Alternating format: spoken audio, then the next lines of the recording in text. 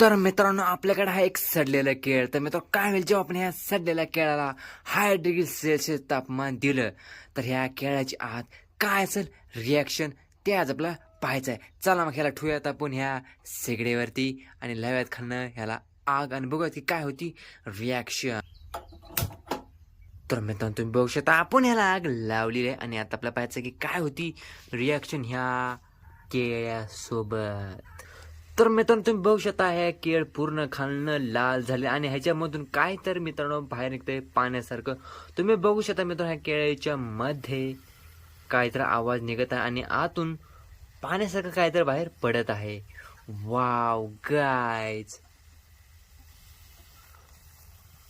हो तेरी गाय. आणि तुम्ही बघू शकता मित्रांनो एवढ्या ह्याला टेम्परेचर देऊन सुद्धा आपलं केळ हाय असं त्याचा कलर आहे. तुम्ही बघू शकता ह्या कलरला काय सुद्धा झालेलं नाही.